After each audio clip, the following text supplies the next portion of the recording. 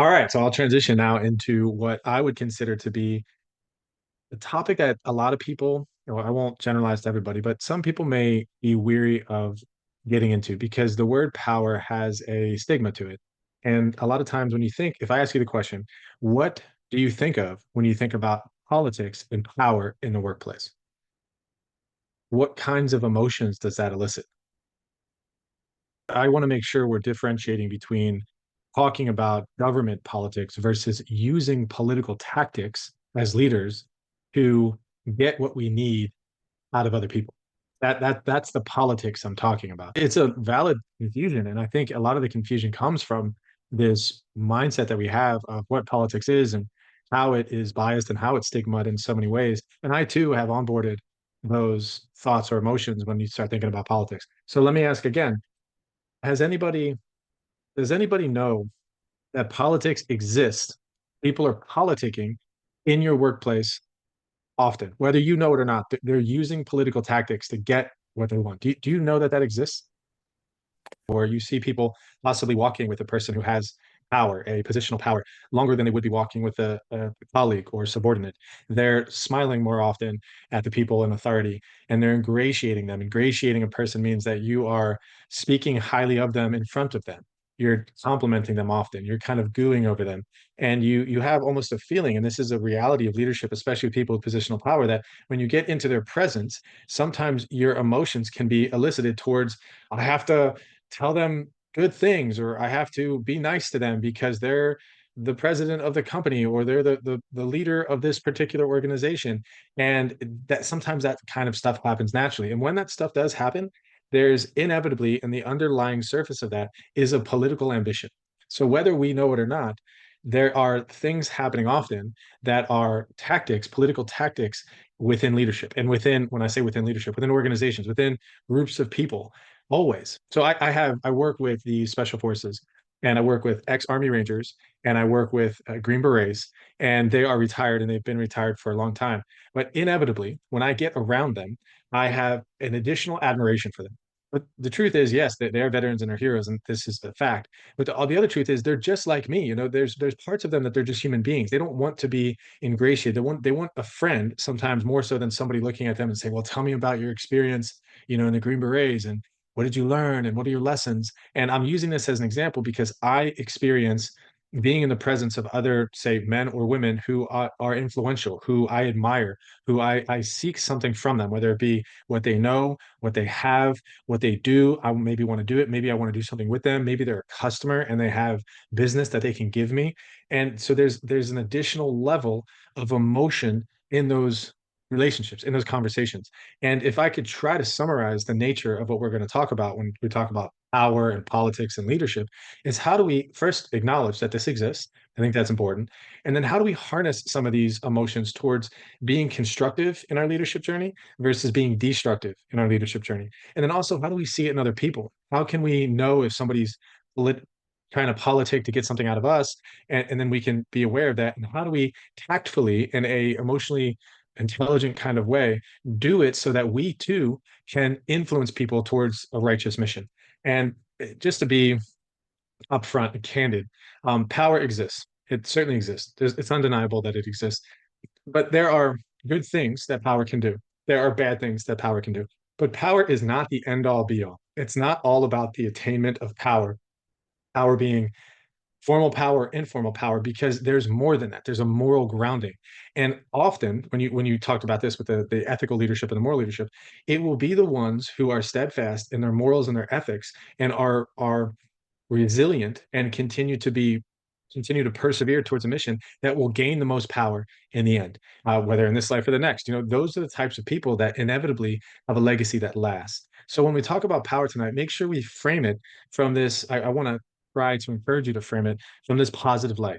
In this class, I always try to give you things that are practical in real life. And I wouldn't be speaking about a subject unless I believed it could help you in your career and it can help you in your leadership journey, not only to be a better leader, but also to be a better employee or be a better team member, because this stuff exists. And this is the one topic because I was brought up educationally and from a vocational perspective in entrepreneurship, in business ownership, business creation, business management. And I was always in a place where I knew I was either going to be a business owner, I was a business owner, or I was leading a business. And what happens in a situation like that for me, power was really about getting more customers, growing the business, trying to be more successful. It was about the bottom line. So I was always on to attain something called value. I wanted to create more value for the organization and for the people in the organization. So I was somewhat jaded with what was happening around me because I was always at this, I guess, the cusp of business leadership. But then obviously, once I kind of take a step back, and I realized when the business really started growing and when we got absorbed by this private equity company, and now that I'm in this academic pursuit, that there's this institutional corporate flavoring, I guess, if you would. I was a big fish in a small fish tank, and now I'm a small fish in a big fish tank. There's a lot more to this game than what I had originally thought. And I had to learn this lesson about 5 years ago. And so this chapter about power, I hope to give you a little bit of insights to some of the things that I failed to do in my career and failed to do in my business that I think could help you in your pursuit. So that's sort of my call to pay attention and to lean into this because it does matter. We're just going to quickly rehash what we already know about power, the different kinds of power, what it means, the different types of power. But before we do that, I just want to define what power is. Power is the potential or ability to influence decisions and control resources. When you think about, say, entrepreneurship or management, it is the shepherding or the allocation of resources in order to attain a particular goal. So if you control those resources and you could allocate them, if you have a resource-based view as to where we're going to go with these resources, how we're going to use these resources, and you have the ability to deploy them, then you have power. And that can be the head of a department. That could be you have control over hiring and firing people. That could be that you have intellectual resources that you need to put into play. It could be that you control an email list that which could be a resource and intellectual property that people need access to. So there's a whole slew of different things about resources that you can consider as to what you have power over. I remember when I first got my first pair of Oakley sunglasses when I was 12 years old. And these Oakley sunglasses were so cool. They were green and they had black on them, and they were $110 glasses and way too expensive. I was too young to have these glasses, but my father bought them for me because he knew I loved Oakleys. And I had these things, I had them in the case, and I was worshiping these Oakleys. And I knew that my sister wanted these things. And I knew that I wasn't going to give them to her. So I had my first lesson in what I would consider resources that I can control and attain that somebody else wanted that I was unwilling to give up. I was unwilling to share it. And this is obviously, an example hopefully you can resonate with. But if you think about it from that context, what do you have that's in your possession that you enjoy, that you can control, whatever this is, that you could very well use for good or for the attainment of goals, that would be I guess an example of a resource that you have. You can have personal resources and company resources. So there's these two things called old power and new power.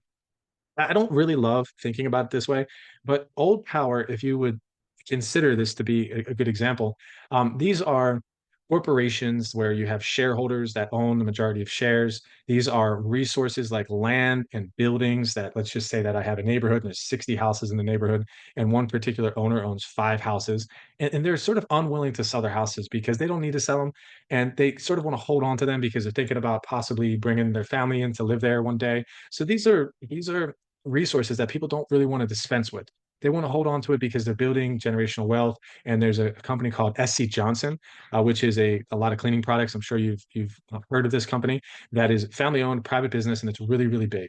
And the reason why they're still private is because they can do things within their family that other big public companies couldn't do because it's owned and controlled more so by the votes of the board of directors and the shareholders.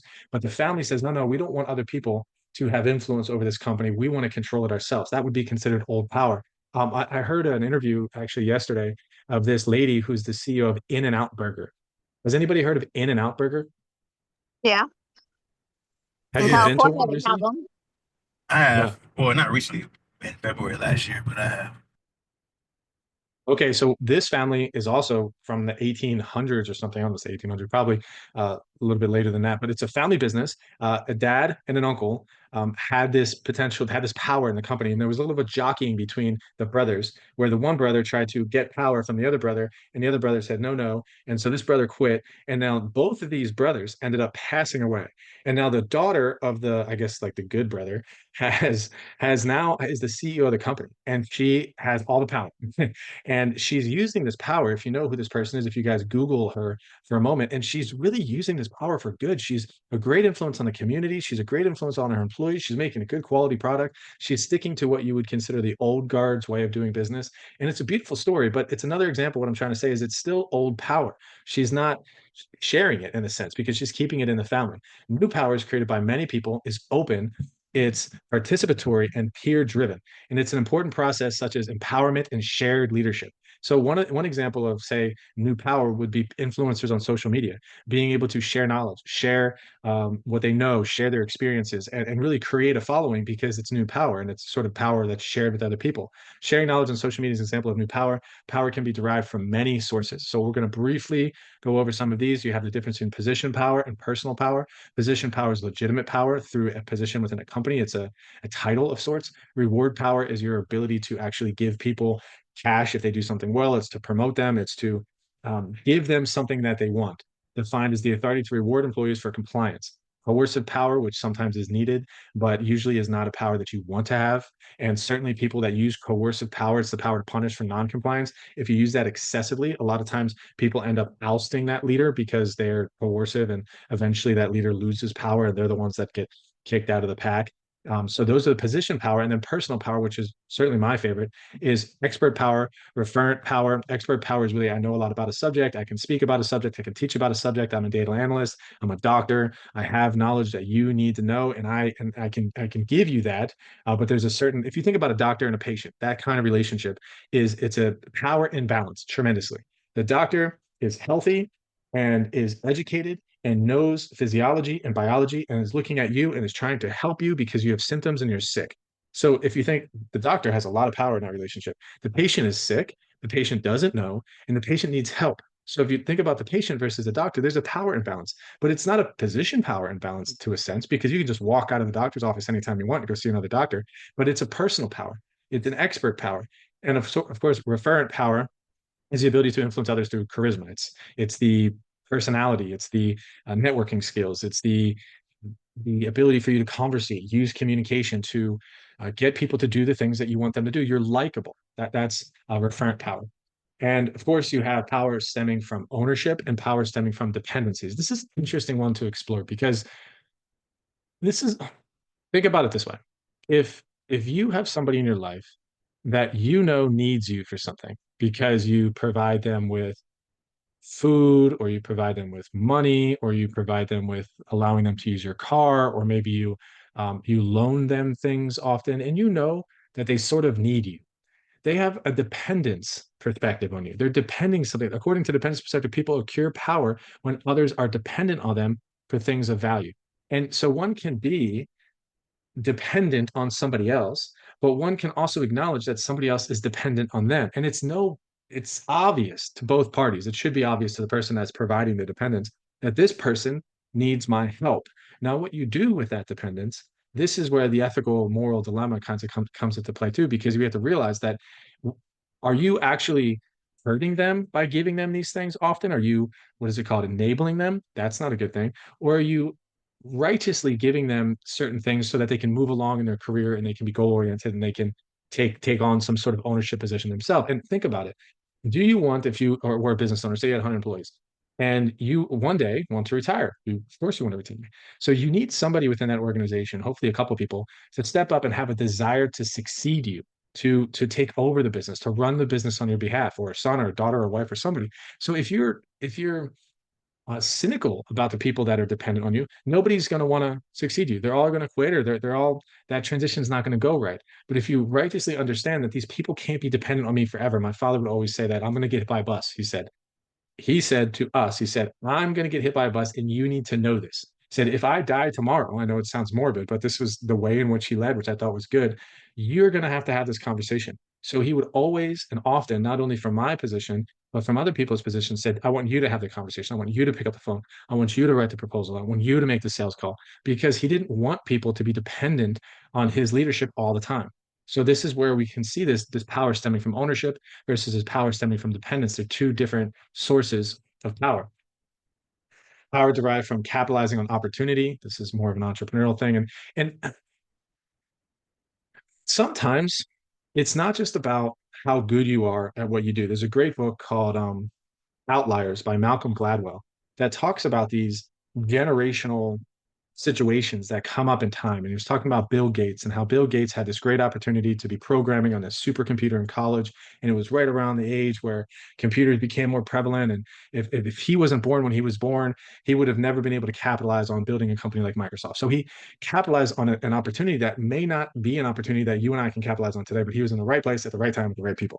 And then other people say, well, he was also hardworking and he also was smart and all these other things. But the reality is it's a little bit of both. Is the opportunities present themselves, and we have to know based on our intelligence and our effort what the right opportunities are to take. But there's a little bit of luck involved with it in a sense. So that's really deriving from capitalizing an opportunity. Power can be derived from being in the right place at the right time and taking the appropriate action. Power stemming from managing critical problems. This is one of my favorite. This goes back to the last chapter when we talked about leading through difficult situations. It was leading not through conflict, but being able to lead in tough times.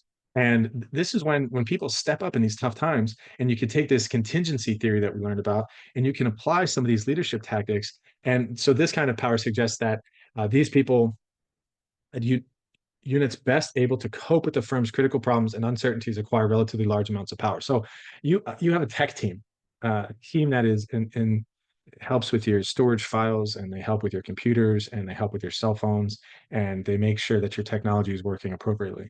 And you're a business that's very reliant on your daily system that helps your business continue to flow. They're called like entrepreneur, they're called operating systems. And these operating systems are networks that everybody has access to via technology. One day they crash. They don't work anymore. Who has all the power in those moments?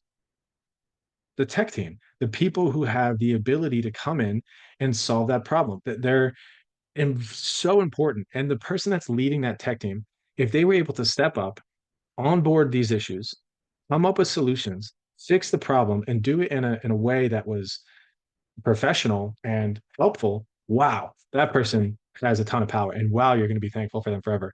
We had a situation just like that where we had an outsourced tech team help us out with what really was their problem to begin with, because somebody came in and wiped out all of our files, and we didn't have access to we called it our M drive, our storage drive, because we got essentially hijacked. They were ransom. They had ransomware on our computer, so they stole all of our files, and they basically were trying to get us to pay a fee in order to get all of our files back. So it was like $100,000 to get all these files back, and that they were worth $100,000. I mean, there's a lot of people do pay these ransom fees, but our tech team came in and said, no, no, block them out. Said, you're not paying them $100,000. They worked around the clock to restore all of these files, and they were able to restore about 95% of them. We lost maybe $10,000 worth of invoices or jobs that we had completed that we were about to invoice because we didn't know what we needed to invoice, because all the jobs that we had completed were in this operating system and we couldn't figure out who was where. And there's a good chance we lost money, but the reality is we could have lost a lot more. And the tech team came in and helped us out with that. So that's a big aspect of power, is managing critical problems. Power stemming from being close to power. This is a fascinating one. Even everybody knows, not everybody's, but I tend to generalize so that I can make a point, that the most important person in the office is the administrative assistant of the CEO. It ain't the CEO, because the administrative assistant to the CEO has all of the information that the CEO needs to know, controls all of the scheduling, and does a lot of the work that the CEO, behind the radar, has control, has administrative support. Being an administrator, people think as administrative assistant, this is a big deal. This is like running the business at one of the most critical positions. So understanding that that person, even though they might not be the CEO, it might not be the vice president, they might not be the VP of sales or whatever people that have this position power, but that person has a lot of power because it's stemming from being close to other people with power and having access to their trust, and certainly seeing the way they operate, and being able to confide in them. So the closer the person is to power, the more power that person exerts. There's a couple people, and this dynamic within our family business was fascinating, because my father was older. It's one of the reasons why I wanted to get a doctorate degree and teach what I'm teaching right now, is because I couldn't understand the way people behave sometimes. It was so obvious to me. I'm like, what is that? It's sick. People would get close to my father because we had these two different locations. And we had a Florida City location, Ocean Reef location. And my father's office was in a Florida City location. First of all, we had an office next to each other for 10 years and we worked together all the time. But then when we were grateful enough to expand to a separate location, my father needed to kind of hold down this location while I needed to stay at this location because this is where most of our customers were. So we worked in two separate offices. And the same people that I hired and that I trained and I brought onto the company and that were really being led and managed by me, the moment they started working closer to my father and I wasn't really around them on a daily basis, and then I would ask them for something or I would come around them and say, hey, do you think you can do this? They would look at me and be like, yeah, no, I don't think so. And, that's not what your dad told me to do. And I'm like, what? Where are we going here? Because they feel as if they're now rubbing shoulders with the CEO, and therefore they don't have to do the things that they would typically do just because of their proximity to my father.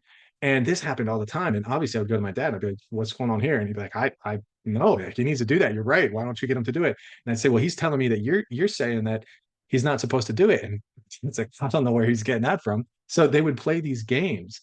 And it was a clear and apparent issue because of this proximity to power concept, which was fascinating to me. So power and self-serving behavior.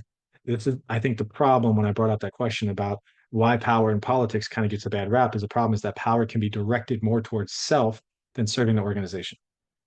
Let me say it again because this is not the way we want to go. And sometimes our tendencies, our biases is to move in this direction. And I've fallen victim to this in the past as well, as power can be directed more towards self than towards serving the organization. And this can happen in micro decisions, little things here and there. Where we get offended and we say a snide remark and we know it's going to hurt someone's feelings, but we know that we have the power in this situation. Something as little as that is really self-serving in a way. Moral identity is the extent to which an individual holds morality as part of their self-concept, and that has a lot to do with exerting proper righteous power. And the conclusion about studying power from Robert A. Carr, this is interesting. Acquiring power alone does not make for great leadership. Acquiring power alone does not make for great leadership. A person who uses power to create great and useful vision qualifies excellent leaders. So a person who uses power to create great and useful visions qualifies excellent leaders. So if we have a righteous mission, a righteous vision, and we use power to benefit the organization, and we understand the conversation that we're going to have tonight, or that we're having tonight about power tactics and influence tactics, using power, using politics, and it's done in a healthy way, this is a good thing. So this is that dependency theory of power that we talked about. The powerful person's at the top, their power flows down to the dependent person. That's an interesting slide there. Let me just see how quickly I have to move through these slides. I don't, how many there are. Okay. So what does it mean to empower somebody? What empowerment means is giving somebody else power. And as leaders, we often have to do this. Let's just think common sense. It's virtually impossible for us to be in a position of power and not to try to give some of that power to the people on our team. And you saw some of that in the role plays that we did tonight with, let's just say that Derek had the position power and was trying to give Caitlin the power to make these decisions, to be creative, to help with the business and empower her to make these powerful marketing decisions so that they can get more membership, so that they both can continue to flourish in this organization. So empowering is a word that's thrown out there often, but people use it loosely. Empowerment is the basic component of shared or distributed leadership. As team members receive more power, they can accomplish more, they become more productive, and people know whether or not they're truly empowered. If you think about the conversations that you have, is the leader really truly allowing me to make this decision? Is he or she going to allow me to, if I was to fail, to own my failure? The worst thing a leader can do is if the leader was to give you a responsibility, to give you to delegate to you and empower you with some kind of initiative, and that initiative was successful, and the leader didn't give you credit for that initiative, that's a problem. That's not true empowerment. Empowerment is all the way through, empowering them to do the initiative, empowering them to solve the problem, empowering them to have the resources, empowering them to implement the resources, seeing the fact that this strategy worked, and then empowering them to keep doing it over and over again and giving them credit for the hard work they did.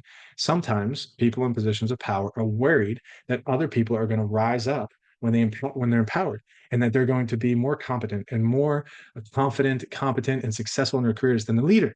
And so therefore they don't give them the power they need to be successful. And that's a tragic thing. It happens often in leadership. But empowering other people is a necessity for leaders. It's a necessity. We'll talk more about empowerment. I like these figures, so I'm just going to roll with it for a second. Effective empowering practices. This is what it looks like to effectively empower someone. It's foster initiative and responsibility. What does it mean to foster? It means create an environment that gets people to take initiative. And when they take initiative and they fail, you don't tell them they failed. You say try again. And responsibility is hey, we need 10 more members for our fitness club, and we really need them by Friday. And if we don't get them, then we're going to have to close the doors. And what are we going to do? And you're the marketing director. I need some good ideas out of you. And if you can't help me by Friday, then, I'm giving you this responsibility. I'm asking you to onboard and shoulder this responsibility. So I'm fostering that initiative and responsibility of the people. Link work activities to organizational goals. What we're doing here right now and talking about empowering other people is is something that will help you in your job, in your class, in your family, and learn how to encourage other people. So hopefully what we're learning here tonight is something that you can apply towards the goal of you being successful in your career, you being successful as a leader, and to you being more influential in your family. It's explaining to people that typing that email is more than just typing the email. It's incremental towards us achieving something over here. So it's explaining that. It's not just poo-pooing the picking up the phone and saying, "Hey, how are you? It's In-N-Out Burger. How can I help you?" No, it's saying you picking up the phone and asking somebody what they want to order could be the best part of their day. It could be they could have been looking forward to In-N-Out Burger for the last 3 days. They could be going through a difficult time, and you're their source of joy. So you pick up the phone, "Hey, In-N-Out Burger, how you doing? How can I take your order?" Like that is a much more appropriate way to encourage somebody to see how they can link work activities to organizational goals. You empower them with that concept. Provide ample information. This is a big one. Can you imagine working in a company where you weren't privy to all of the information you needed in order to make a good decision? That's tough. So, getting access to information, having a leader that gives you access to information is inherently empowering. Allow group members to choose methods. There's 5 different ways we can go down this path. We can take a horse, we can take a bike, we can take a motorcycle, or we can take a car. Which one would you like to choose? This is providing them the truth of this sort of democratic leadership, but that's empowering. They say, "I want to take a horse." I say, "Go get a horse, man. You got it. I got you. Let's go get a horse. Come on, let's do it." They get on that horse, they're riding that thing, man. They're riding it well. But what if you said, "Hey, we got to go down this path, and your only option is a horse. Now go get a horse." There's a big difference between giving them 5 options and allowing them to choose versus telling them what option they're going to choose and telling them they got to go do it. Huge difference. Encourage self leadership, continue to lead, take into account cultural differences. Another big one, because one of the things that they mentioned in the book is that people from India, if there's a position power in India, this is like Mumbai and what else is in India, big cities, Bangladesh, these areas are Bangladesh, India, yeah. So what they want to do in India is if a person has positional power, they expect the person in positional power to make the decision. It's just a cultural norm. They won't suggest the right course of action because the subordinates or the people that are underneath the leader, because it's not right. It's not culturally normal for them to do it. So understanding that people on your team, they might not know what to do with empowerment, that we have to teach them about what it means to be empowered, why it's important to make these decisions and all this kind of stuff, and that you are actually empowering them. Like this is your decision to make. So understanding those cultural differences, establish limits to empowerment. This is kind of important. Sometimes people might take it too far. If you've ever seen this kind of person, you empower them to go and lead a team or something like that. I run into this often when I work with the electrical co-ops because there's engineers who are very smart and they're young and they're moving into managerial positions. So they're independent contributors because they're engineers. They're very technically good, but moving from an independent contributor to a manager is a major transition because then you have to become more of a generalist. And it doesn't matter how good you are at being an engineer, you got to get other people to be good engineers. And that's not always easy. That's what we've been talking about this whole class. And some people just, they get an ego.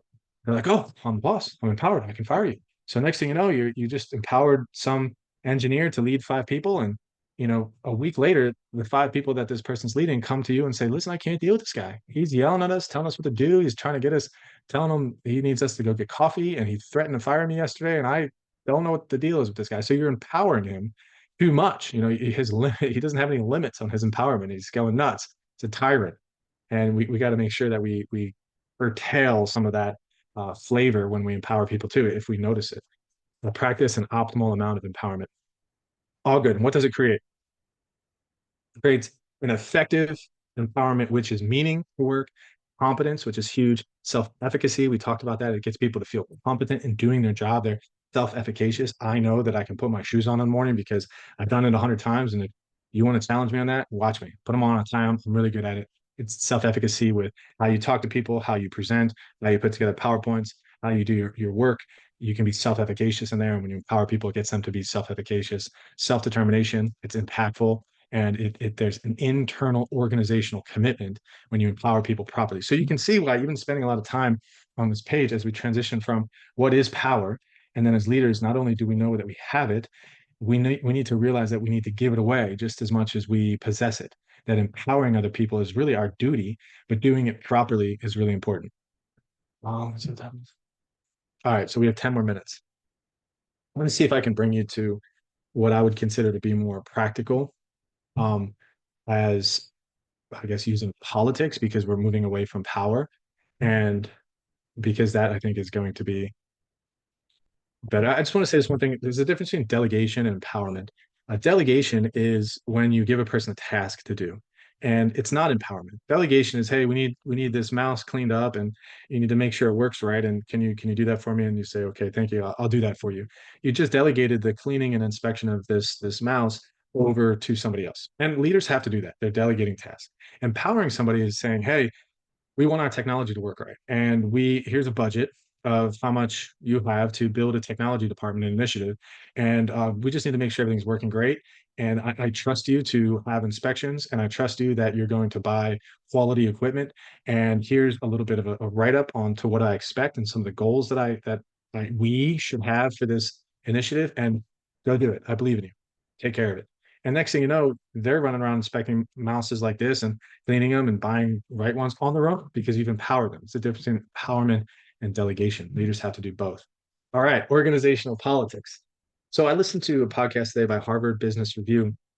Whenever people say, I listen to a podcast, you should always say, like, what's the source? You know what I mean? Like, what is this just some random guy on a podcast that is talking about their opinions? Or is this a podcast from a credible source? Harvard Business Review is a credible source. There's lots of evidence-based research that they use. And there was a lady, she was an organizational psychologist and she was a doctor of social science in some sorts. And she was explaining, she seemed like to be a wiser, more published doctor of sociology and psychology in the workplace. Let's just say she was credible, according to Harvard Business Review. And the way she spoke, she was very credible.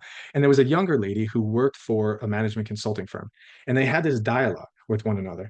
And the younger lady was trying to understand organizational politics. And the older lady said on multiple occasions, she said, listen, if you learn how to be authentic in the workplace and learn how to use your own skills and gifts and talents in a way that can be beneficial towards your career, you are positively engaging in organizational politics. It doesn't mean you need to go to all the networking events. It doesn't mean you need to kiss up to people inauthentically, meaning telling people that they look great today, even though they don't look great. It doesn't mean you have to change who you are. You just need to do it in a way that is intelligent. Do it in a way that is emotionally responsible, and don't do it in a way that discredits you within the workplace. And if you could learn how some of these informal systems work in the office, in your work groups, you will tremendously benefit your career. Sometimes it's the people that are in and around other people with power, and learn how to talk in a way, trying to say this and so it doesn't sound like you're manipulative or engaging in politics overtly, but you're learning how to deal with people in positions of power in a way that's productive. We'll talk about some of those tactics. You will get promoted quicker. Doesn't matter what school you went to. It doesn't matter how smart you are or what your IQ is. Sometimes it doesn't even matter how hard you work. And of course, there's a meritocracy involved. And of course, you need to work hard. But if you take a person that does not know how to engage in organizational politics and they work their ass off, but they never tell anybody what they're doing, they don't communicate appropriately, they don't engage in any of these political tactics that we're about to talk about, but they're working hard every day. And you take a person that just works 8 hours a day, but learns how to engage in organizational politics in a constructive way.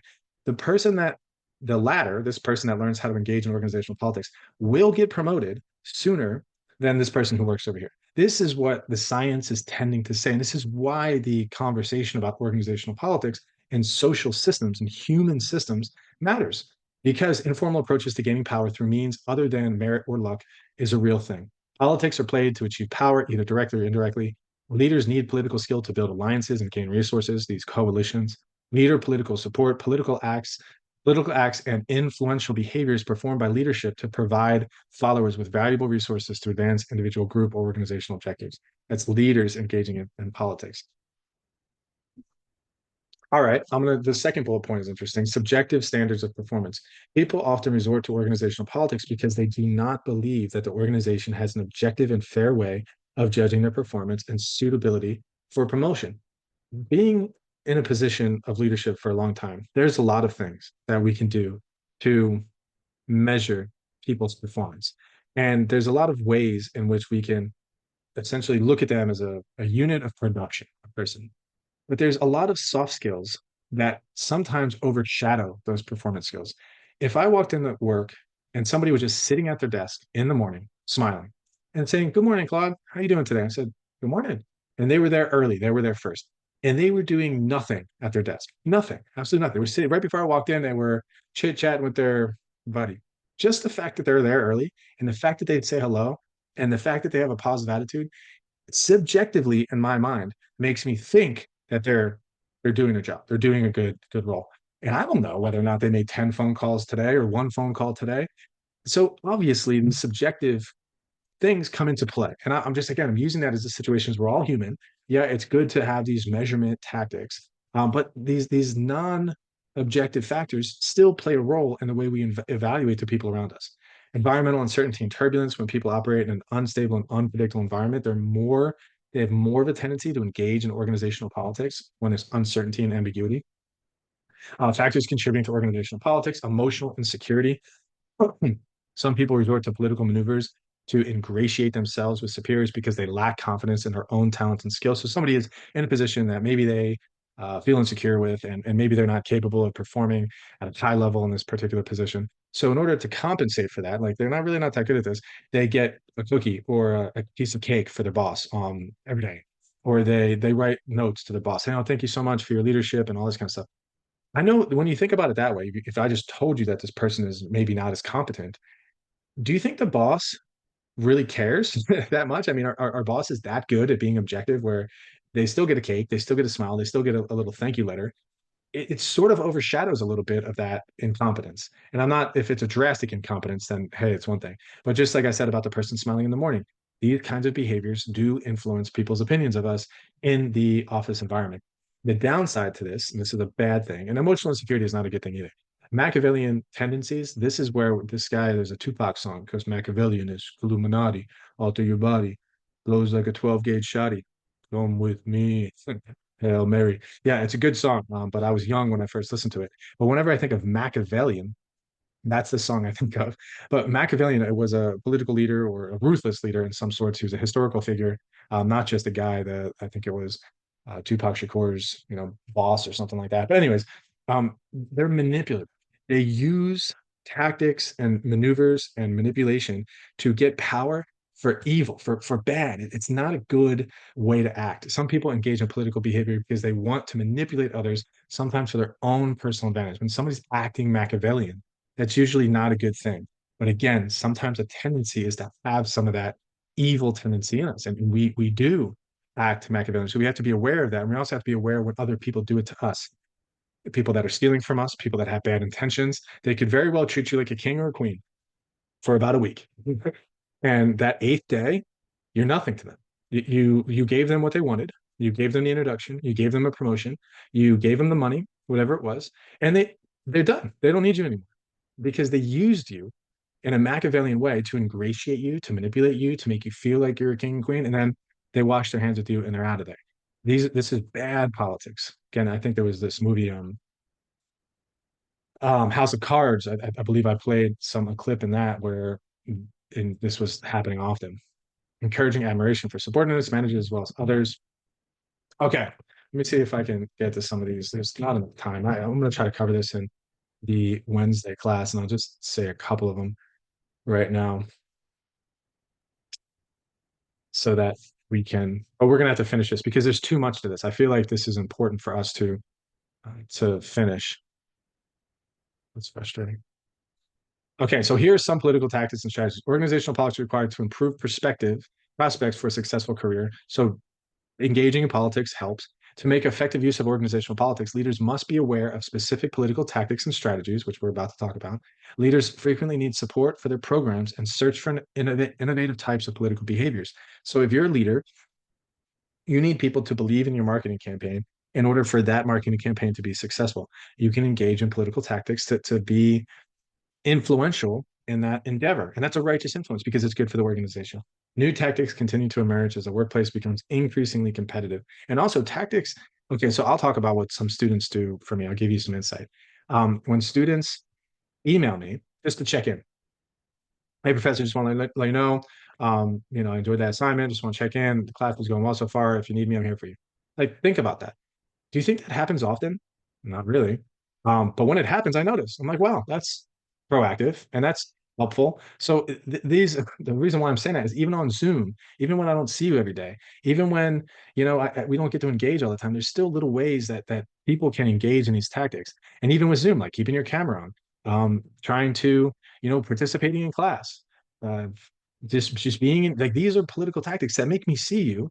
And if I look at your assignment again, I'm giving this stuff away. I'm not trying to be corrupt in any regard. But if I'm seeing you engage in class all the time and your camera's on and you're participating and you turn in an assignment a day late, do you think I'm gonna like take 20 points off of that assignment? No, I'm like probably like, oh, I'll give them the benefit of the doubt. They're always showing up, they're always engaged. But if I don't see all those former things, if you're not engaged in class, maybe you've had 4 or 5 absences, I hardly see you with your camera on, and you turn in an assignment 2 days late, probably gonna take some I'm probably going to take some points off. I mean, just think about that. I probably shouldn't say that out loud, but the point is, this is politics. In the workplace, these things matter too. And I'm just using that as an example of how can we engage in these kinds of productive, positive behaviors and do it in a way that could bring credibility to our careers. The impact of politics on subordinates and colleagues depends on perception of politics.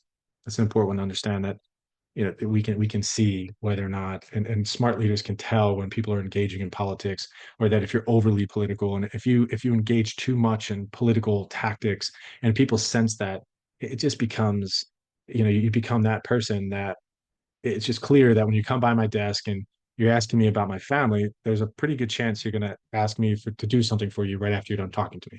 And if that trend happens all the time, I'm just going to avoid you. Like, I don't want to deal with you. Okay, so if you think about you're a leader at work and you have a project, you have a goal this year, and your goal at your organization, you work for a computer engineering company, and your goal at your organization is to implement um, 20 new computer software programs that have never existed before. So you have to create and implement 20 programs into, say, like 100 different companies. I know that was a lot of information there, but so essentially you have to design, you have to develop, and then you have to sell and implement all of these programs. That's a lot of work and it takes a lot of time. And so you have to figure out, how do you divide up this work?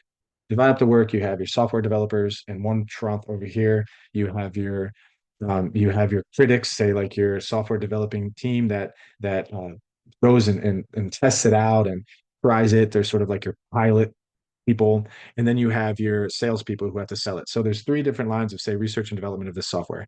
And along the way, you are going to, as a leader, have to delegate a lot of decisions in that process. So let's think about that as we go through this delegation conversation.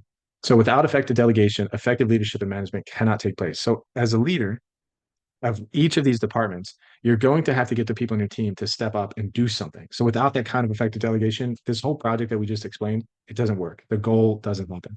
So narrower than empowerment, delegation, it deals with specific tasks. So when you design software, you have to go into the software program and you have to code and code the software. And then once you code the software, it spits something out. And then you have to give it to the people who test it out and say, what do you think about this? So in order to get a person to come into their work environment, you have to say, hey, today we need you to spit out like 15 different renditions of this particular software or whatever this particular coding thing. So if 15 is the number, as a manager, you got to tell them that. The next day you see them and they've only done 12. So there's a process there where now you have to go back to them and say, okay, when are you going to do the next 3? How's that going to work? This process of delegation requires follow-up. And it's not just you're empowered to design the software, it's you're empowered to design the software and I'm going to hold you accountable to what I delegated to you. Delegation involves more checking on subordinates than does empowerment. So that's kind of what I'm trying to say. Yes, they're empowered, they have the computer and they have whatever they need to do. But at the same time, considering the fact that you personally delegated it to them, it means that your job as a manager is on the line. Like, you need this done and you're going to ultimately take accountability. And that task that you were accountable for, you gave it to someone else. Now think about that. And I think Natalie had a good point. I mean, she's got people on her team. Her boss tells her, the boss, first of all, doesn't want to talk to the people on her team. Her boss wants to talk to her. And because that's the person that works for me. Natalie, I need you to do this. And Natalie says, you got it, ma'am. And she's like, I'll have it to you by next week. And then she goes to the people on her team and says, hey, I need you to design the software. I need you to check the software and I need you to sell the software. Now, let's just say a week goes by and she's never followed up with the team. And she goes back to the team and says, okay, how do we do? And the team's like, listen, we haven't really designed much. We have two or three different renditions. We only have two programs. I know you said you wanted 20, and we haven't made any sales calls yet. Now, Natalie has to go to her boss and has to say, I'm sorry, I failed you. And her boss doesn't care about excuses at the lower level. All her boss cares is about the fact that she didn't get it done. So hopefully that frames just how important it is to effectively delegate, even if you have a competent team that's empowered, to effectively delegate to your team these tasks very specifically, give them a deadline, give them a date, and then follow up on the delegation. It's not like you're micromanaging them, you're delegating and following up. That's a skill. Motivational because delegation gives group members a chance to develop their skills and demonstrate their competence. Avoid delegating a task that should be leader's responsibility, such as creating a vision. Delegation is effective when person knows amount of accountability for. Okay, so let's go back to avoid delegating tasks that should be leader's responsibility. This can be a challenge sometimes because when leaders are delegating their own responsibility, let's just say that their responsibility to set goals for the department. And as opposed to coming up with some goals, they have a meeting and say, hey, y'all, you guys need to set some goals. And I'll come back in, I'll take a look at these goals, I'll approve the goals, and you guys can go ahead and do it. If the leader doesn't have any feedback there, if the leader doesn't have any criticism, if the leader is too agreeable with the goals might not match the vision and the mission of the company. And the leader ultimately is accountable to the vision and mission of the company. So the leader should be the one helping facilitate these goals. But the leader does have to have an opinion there. So just think about what could happen if a leader decides to delegate their responsibility. And also the respect that that leader would lose with some of the delegates, where everybody knows that, let's just say in one particular position, human resource, say you're the human resource manager. And let's say the human resource manager is supposed to find trainings for employees. And the human resource manager goes to a manager of a department, or the manager of a department goes to the human resource manager and says, hey, my team needs training on Excel. And we would like to get 5 people certified in Excel. It's a 3-month program. And the human resource manager is like, no problem.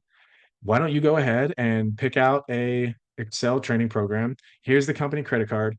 And why don't you just go ahead and buy it? And might actually be kind of cool. And it's just thank you so much. But at the end of the day, that manager's job isn't to get people trained on Excel. Human resources in charge of training. And if that happened all the time, and that human resource manager just constantly onboarded training requests from different managers and said, hey, why don't you just go ahead and do it?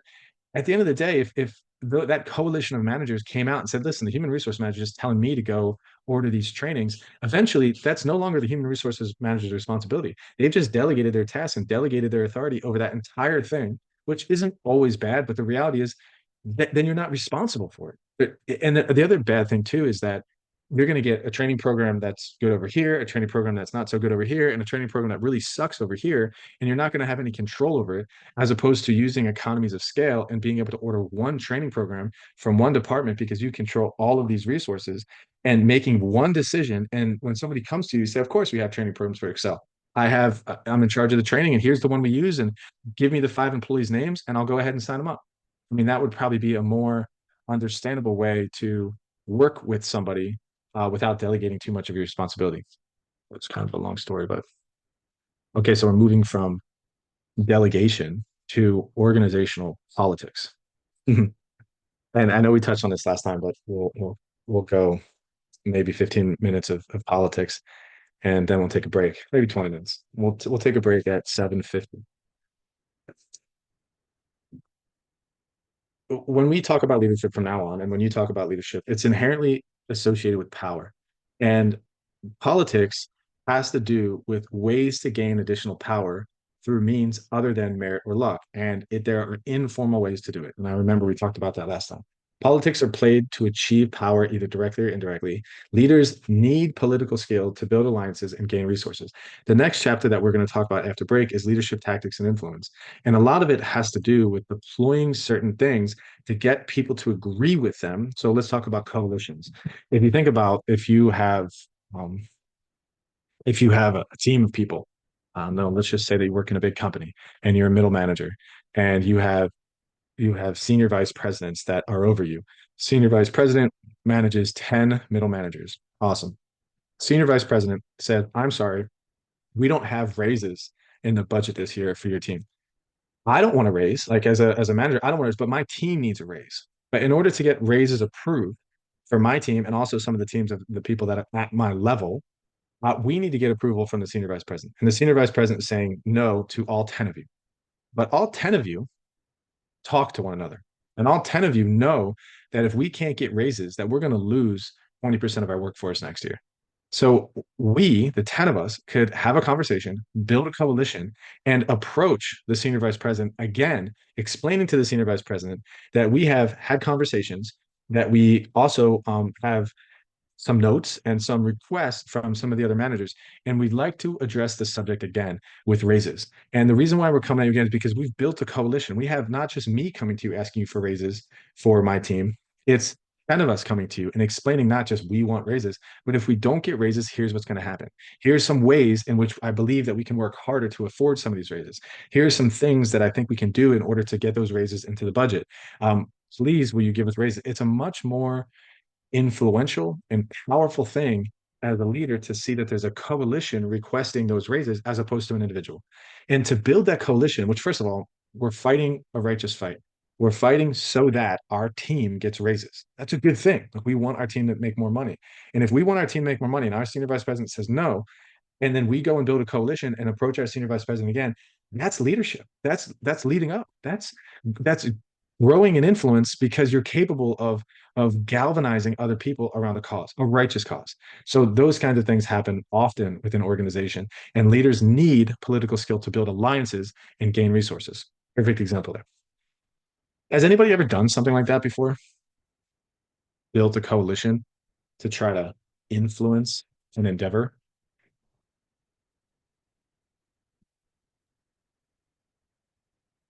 No.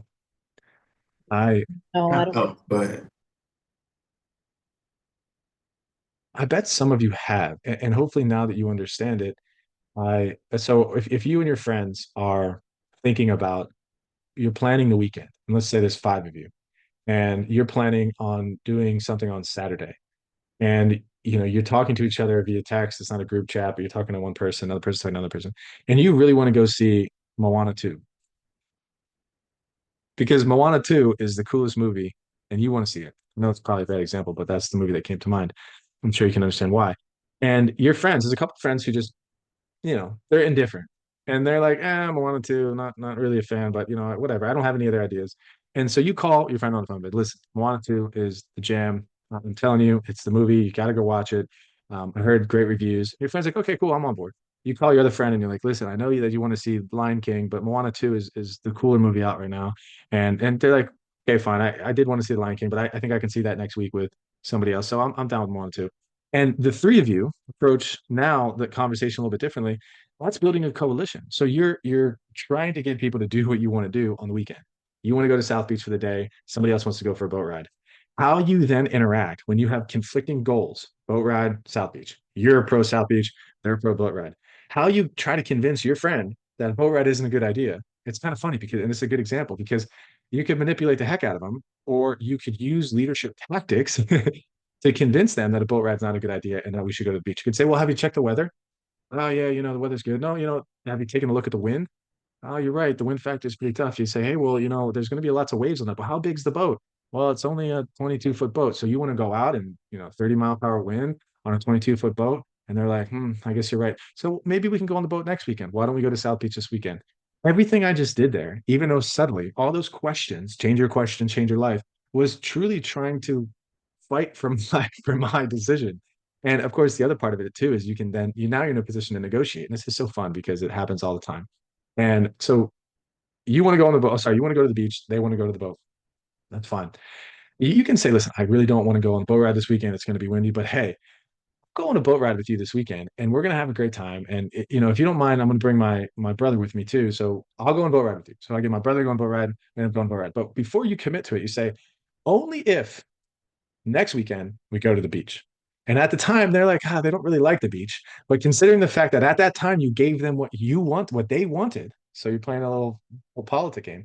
At that time, they're most likely to agree with you right then and there. If you were to ask them if you agree to the boat trip with them, you go on the boat trip, your brother comes, it's fun. And then next weekend comes around and they've already forgotten the boat trip. And you say, hey, let's go to the beach. They're much less likely to agree with you. So this is kind of the concept of reciprocity spoken in a much different kind of way. But it's really good to try to get somebody to commit the moment you digress, the moment you give up some of your power, you give up some of your power, you can only say, but then I want this. I mean, that's okay. That's a negotiation tactic. And It's an interesting one to say the least. So political acts and influential behaviors performed by leaders to provide followers with valuable resources to advance individual, group, or organizational objectives. Leader political support. Very important. Organizational politics often regarded as emphasizing self-interest at the expense of others. That's a false. It's sometimes emphasized that way, but it's not always the way it is. Yet we do have to be cognizant and not naive that some people in the office will try to get stuff out of us and will try to do stuff for self-serving reasons. Pyramid-shaped organizations, a pyramid concentrates power at the top. Only so much power is available to distribute among people who want more power. Subjective standards of performance. People often resort to organizational politics because they do not believe that the organization has an objective and fair way of judging their performance and subtly, sub suitably suitability for promotion. So we talked about that last time, and that's natural. We don't have somebody's numbers standing over their head telling us exactly how productive they are. So we go through a subjective means of understanding how good they are. So let me see if I can. So if you were ever in the sport of MMA or boxing or wrestling, a lot of times you'll take a look at a person, size them up, and you'll be like, I don't think they're very tough. I don't think they're a good wrestler, or they don't look like a good boxer, or whatever that is. But then you get in the ring with them, or you watch them fight, and you're like, whoa, but they are, I was completely wrong with that. The tendency is to subjectively look at a person and say, oh, they're probably contributing well to their vocation or not. And so I know that that's somewhat of a way to transition into in the work environment. If you're in customer service and you constantly have a frown on your face, and when you pick up the phone, you have sort of a monotone voice. And you know like when you walk kind of slow. You're sort of dragging it. And I'm not saying those things are bad things. You could be the best customer service representative that office has ever had. But if you don't realize that in the presence of other leaders, if you're not gregarious or smiley, they may perceive you as not being good at customer service, even though you have a 100% rating on customer service satisfaction as a customer service representative. But those micro behaviors are subjectively being analyzed as probably not good customer service. And my father used to do this all the time. And, I don't know if it was a good thing or bad thing, but it was just like a natural tendency. He wanted people to act like him. And I had to come in and try to explain to him that not everybody acts like you, Dad, and not everybody's as ambitious as you. And he would say these lines like, I can't work with people who walk slower than me, that I can't stand walking behind them. So if you're walking behind a slow person and you're like, come on, like, why are you walking so slow? And you're trying to like get around that. My father said, I can't work with people like that. So this is the kind of behavior that, even my father's, he's a good guy and he means well, but he was certainly judging or evaluating people based on some of these subjective measures. You know what I mean? Like, how can you possibly tell whether or not a person is effective in their job as to whether or not they walk at your same pace?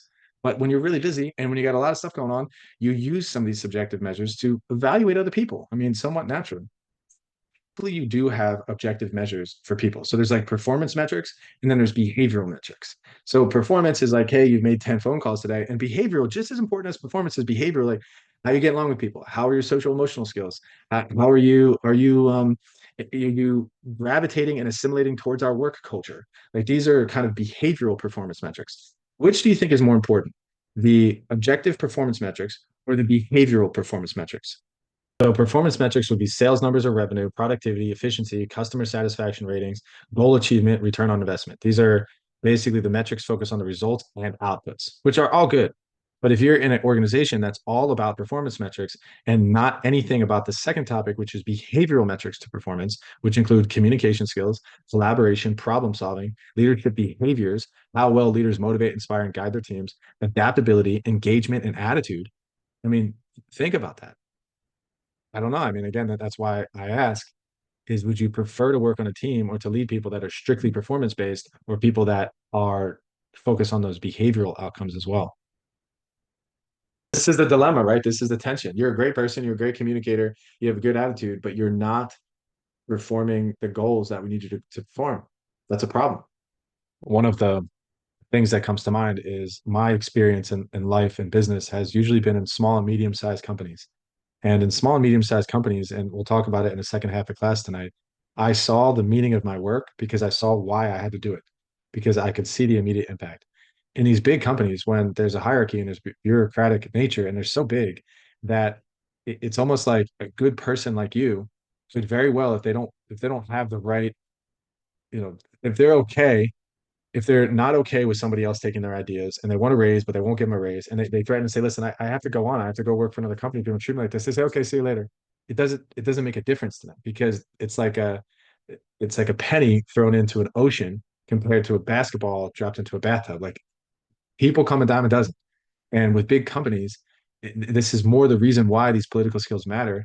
And these decisions become more difficult because if you really do not like your leadership, are you willing to just work with them and allow them to take your ideas and not get promoted, even though you're a badass dude that's trying really hard? How long are you willing to deal with that for? So that maybe one day your leader gets fired and then you get a chance with somebody else. Or maybe one day the company needs you to go work in a different location. You don't have to work for that leader anymore. These are tough decisions. I'll quickly argue on their behalf. I'll take the devil's advocate approach. And, the reality is, as an employee of an organization, and if you're getting paid and you're getting paid a salary, and I'm not saying this is the case, I'm just trying to argue for that. The ideas belong to them. And the fact that they gave you $100 is a gift. So that's obviously the antithetical approach to what we're talking about. The good companies that understand that innovation and creativity and they incentivize to do that are actually in partnership with their employees. And these creative ideas, when they're brought to management, the employees get to share in some of the benefits of those ideas. So it sounds like Disney doesn't have that incentive program set up. And you can see how that would very well stifle the creative output of an organization. If people are just marching to the beat of the drum and doing whatever Disney wants them to do, why would they give Disney these brilliant ideas? Why would they just go be an entrepreneur and go figure it out themselves? And that's a tough environment to be in if that's consistent. And but let me tell you something. With political skills that we're talking about in this class, you can look back on that experience and say, man, maybe I could have handled that differently. Maybe I could have maybe held on to my idea and workshopped it a little bit and presented it to somebody and had them sign like a non-disclosure or some and then say, hey, listen, don't tell this to anyone. And then you worked that idea up the chain. And the only way you were going to present the full plan is if you had a meeting with the CEO and you politic your way to have that meeting with the CEO. You said, no, it's got to be closed doors. And people coalitioned around you. They said, hey, no, this guy's good. He's got a really good idea. But because maybe you put that idea out too early, again, I don't want to speak to your personal situation. I'm using it as an example, but if you could run that back, I'm not saying there's anything you could have done differently. But if you think about it through the lens of politics in the future, and this is the only core question that matters, what did you learn from that experience that will make you better in the future? Because ideas should be shared, I believe. But they politically maneuvered around you and they stole your information and they took it and said, hey, we don't need to give this guy any credit and he's not going to get the role. And we're talking about performance metrics and we're talking about behavioral metrics. Politics is inherently behavioral. Remember, the person that stays late and works their tail off and nobody notices and they don't know how to use political tactics or some of these behavioral metrics, then nobody cares about the fact that you stayed late. I don't know why my chat GPT, you don't even need to log in anymore for chat GPT mini. That's wild. Okay, so but think about it. What we're talking about in politics are communication skills, collaboration, problem solving, leadership behaviors, adaptability, engagement, and attitude. These things are inherently political because yes, of course, they're important and we need to get good at them. But what are we doing? We're networking with people. We're using certain behaviors to get what we want. So you get the idea that out of these two things, performance metrics versus behavior metrics, politics is mostly about these kinds of behavioral metrics. All right, here we go. We're in an organization, and you've taken this class. You understand that it's important to be political in some sense, and we need to learn how to deploy some of these skills. So, how do we develop power contacts? What does it mean to have a power contact?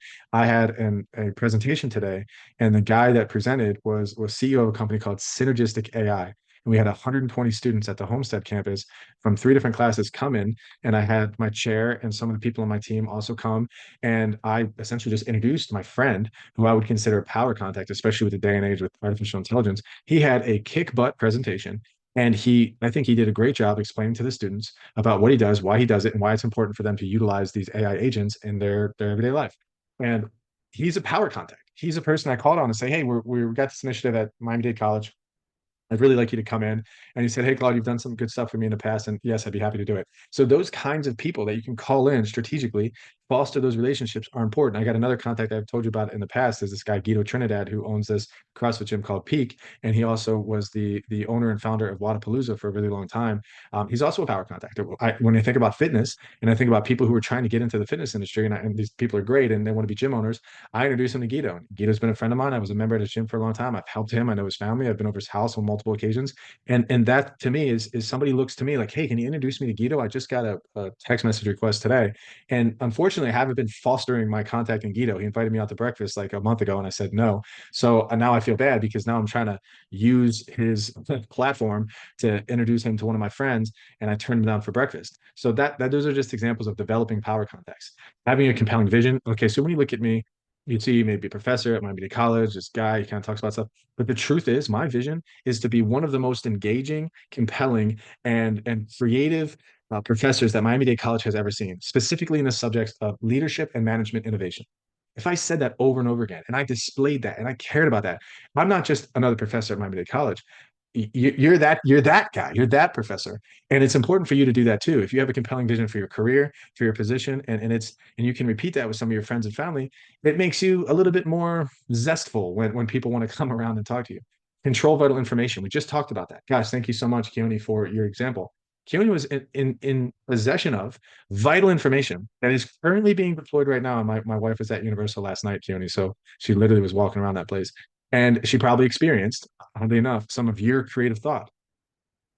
And you were in possession of that thought. It was in your mind, it was on a piece of paper, and you gave that away. And I'm not saying that's a bad thing, but as we talked about, controlling how that information is given out may have been a little bit more of a political ploy. We at our organization had this CRM, our customer relationship management system called HubSpot.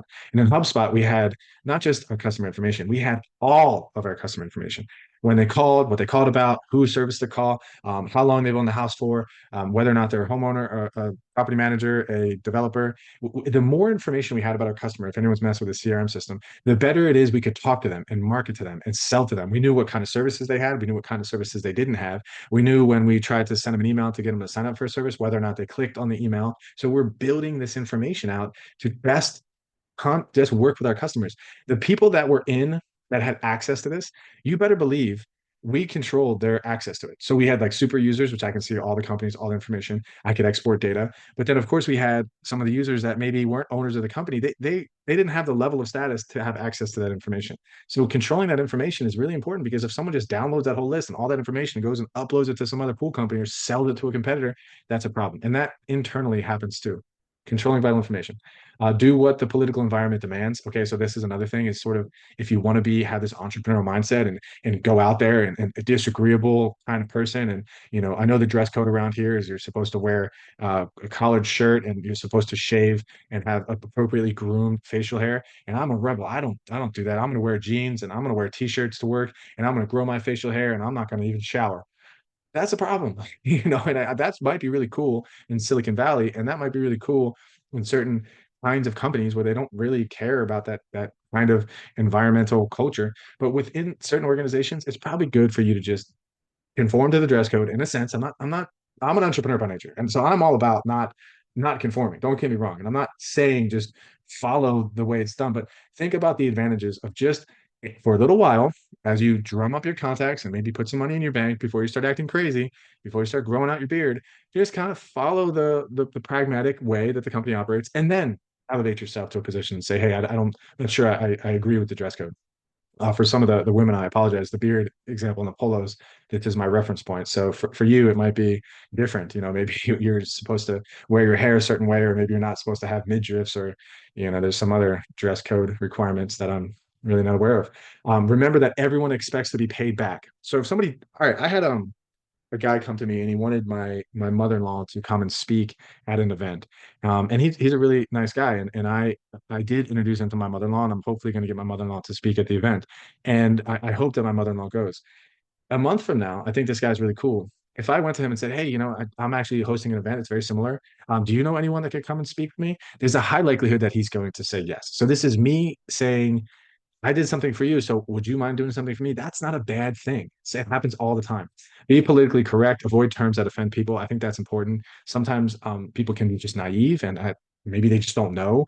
But understanding that there's ways in which you talk to people about certain subjects that maybe you don't talk to somebody you hardly know about, um, transgenderism, or maybe you don't talk to somebody you know about whether or not we should be involved in China's TikTok, whatever. So some of these subjects that you might not be, it might be divisive in some sense. There's probably a good idea that you should probably just leave that over here. And if it's brought up, just, kind of cater around it, but be appropriate. Because if you were to cross the line and offend somebody in a way that maybe you didn't intend to, but you did anyways, that's a problem. So just be cognizant and aware of that kind of stuff. Be the first to accept reasonable changes. This is a big deal. If changes are coming about and you can simply just change, and you can be an example for your organization, example as a manager to onboard your leaders' change initiative, and you say, no problem, I'll take care of that. So there's an example where I was working for an organization and we're moving from an office and cubicle environment to an open floor plan. And yeah, I didn't want to move from my office to an open floor plan. I mean, but the reality is the leader wanted it. And I thought it was kind of cool. It was going to be interesting, and whatever, maybe we'll learn something from it. Plus I have noise canceling headphones. So if I'm being annoyed by the people around me, I'll just do it. So I was like, hey, I'm cool. No problem. There were people on my team who were like, I don't know. And they were outwardly disrespectful in meetings. They're like, I can't do it. And this isn't a good idea. And if you're going to put me in an open floor plan, that's going to be a problem. And this leader, I'm like, man, this guy's giving him a really hard time. And this is a pretty easy change. It's not like my paycheck is bleeding. All I got to do is take my desk and put it over here. Like, okay, no problem. Let's move. Let's on to the next subject. Let's keep going here. And so that's an easy one. That's a good way to be political. Accept reasonable changes. Inquire about improving your performance. That's a big one. All right, so one day, think about one of these people on the team that might be a high potential leader, but hasn't really demonstrated the ambition. Maybe you have somebody in mind that you see they're acting appropriately and they're showing up and they're doing the things they need to do. And then let's just say on Friday this week, so 2 days from now, they ask on Thursday, hey, do you mind spending 20 minutes with me tomorrow morning? I want to put some time on your calendar. I'd love to talk to you. So you say, okay, no problem. They come in your office and say, I wanted to thank you for the opportunity to work for you. I've really enjoyed working with you and for you, and I think I could really learn and grow here in this work culture. So I just want to say thank you for giving me the opportunity. Meeting because I was curious if you can help me. I'm really trying to grow in my career, and I thought since you're my supervisor, you can have some ideas on ways that I can improve my performance. And I really wanted to be open to feedback because a couple of years from now, I want to be able to get better, and I want to be able to help you more. Do you have any ideas for me, or ways in which I can improve my performance? There's a couple areas, and I have some suggestions on maybe ways that I can grow, but also some additional responsibilities that you might be able to give me. So I wrote these down, and I'm just going to put them right here on your desk, and you can have a look at them, and maybe I'll come back and talk to you tomorrow. Again, Natalie, I really appreciate your leadership, and I'm going to go back to my desk and get back to work now. I appreciate you spending time with me. Okay, if you're a leader, this is like the best conversation ever that you have, is because it's like, I'm sorry, you want to do more and you want to grow, and you're telling me I'm doing a good job and that you like working here, and you're asking me for more responsibility. So if hopefully for some of you who can witness that third hand, like, number one, why aren't you doing that at work? That's number one. And number two, if somebody did that to you, I hope you try your best to elevate them within an organization. So that's the point. If somebody did that to you and you thought they were a pretty good employee and you thought maybe one day they could be a better employee, and they proactively came to you and sought mentorship and sought guidance and asked you how they can improve their performance, leaders love that. So do it. Inquire about improving your performance. Thank you, Natalie, for working with me there. Let's clap it up. Develop positive psychological capital. Positive psychological capital means the joy of your God is your strength. The joy of wherever it comes from, having that positivity about you, thinking about positive psychology is important. So one of the things you can do for positive psychological capital is be be okay with humor. I think this is a big thing. Is make disparaging jokes about yourself. Why not? Is laugh in times where it's appropriate to laugh. Today we had the speaker I told you, and there was like a bunch of people coming, and there's like a lot happening, and we didn't have a lot of tables. And I told my friend Julio, I'm like, hey, we got to get some background music on, and he put on some instrumental trance music, and I was dancing. It's like do do do do do, and I was smiling, and Julio started smiling, and we had a positive psychological experience. And I believe that that helped us create a positive psychological experience for others. That's positive psychological capital. If you laugh with somebody, if you share in positive news with somebody, if you do affirmations with somebody and you're really jiving and you're connecting with those people and you're acting in flow, people remember those experiences. And the next time you're together, instead of doing the, hey, how are you? And shake your hand, you're like, hi, how you doing? Nice to see you. High five. It's just more fun. And those things matter. Okay, it's just a couple more. We'll take a break. I apologize for taking so long. All right. Strategies and tactics aimed at building relationships.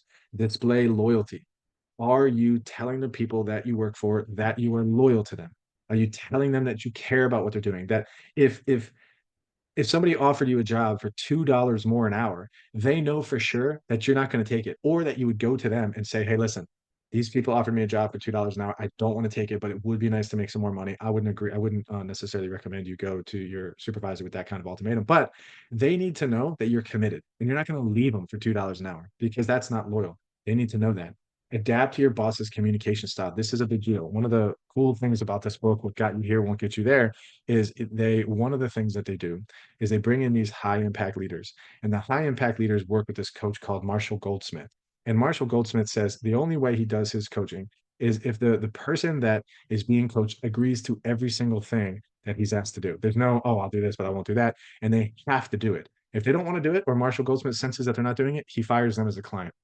And one of the things that he requires them to do is to get this 360-degree feedback, to get honest, authentic feedback as a baseline from all of their subordinates, all of them. And he has this questionnaire. He gathers the questionnaire. He obviously presents it to the leader and says, here's what the people are saying about you. Okay, great. So you take all that stuff, and then one by one, they work on some of these deficits. And about 2 months later, he acquires the feedback again. Has there been improvement? Has things got better? Has things got worse? And then about a year later, if they continue working with Marshall, almost all of those things the subordinate said that this leader is not good at or can improve upon have either been admitted or have been improved. So truly, if your boss was going through something like that and you were able to provide your boss with authentic feedback and they were taking that to their leadership coach and saying, how do I get better as a person? And you witness your boss intentionally try to get better as a boss, this is an amazing thing. And one of the things was communication style, that he encouraged the bosses, the people, his clients that he worked with, to write the subordinates a letter about how they preferred to be communicated with. Hello, my friends, my people that work for me. I want to let you know that I only check my emails in the morning between 8 and 11. And the reason why I only check them between this time is because that's when I have, time or free time, whatever. That's when I'm most emotionally aware. After 11 o'clock, I can read your email like from 11 to 4, but I can't respond until the following day. So I apologize if I haven't been able to get back to you in certain times. And 50% of their supporters are like, God, thank God for telling me that. I thought you didn't like me or something because I've been sending you emails for the last 2 years at 12 o'clock because that's when I do my emails. And I don't even get a response from you until the next day. But Jerry over here says that you respond to him all the time. But Jerry's sending emails at 10:30. So now I know if I want an immediate response from my boss, I just got to email him between 8 and 11. How nice is that for me as a leader to explain that to my employees? That's one example. Another example would be, hey, if you have a lot of information that you want to share with me, I want you to call me. Just call me. Don't send it an email, call me. And the boss tells the staff members that. And also, by the way, I don't check my text messages. I'm not good with text messages. I only use text messages for personal reasons. For work stuff, please don't text message me. Good to know. So what are you going to do? You're going to call your boss every time you have something with a lot of information. You're going to email your boss stuff that he doesn't need to reply to, that you just want to FYI him on past the hours of 12, not expect a response. And if you need a response from your boss via email, you're going to email him between 8:30 and 11. I promise you 50 to 60% of your communication problems with your team will disappear. Just explain to them what your communication style is. And when you receive that information, if your boss does that to you, if you're gifted enough to have a boss or a leader that does something like that to you, which it's like you're grateful for that, hopefully, you just adapt to it. You realize that, yeah, I'm a texter and I usually do stuff via text, but I'm not going to text my boss because he's not a texter. You get the idea. Manage your impression, ask satisfied customers to contact your boss, be courteous, pleasant, civil, and positive, ask advice, send thank you notes to a large number of people, and flatter others sensibly. So as a leader, I'm gonna bring out two examples of this, and then we'll take a 5 minute break. We'll take a 10 minute break. Um, ask satisfied customers to contact your boss. So when we would have these parties um at our organization, we would every year we'd have a barbecue, and the barbecue would be amazing.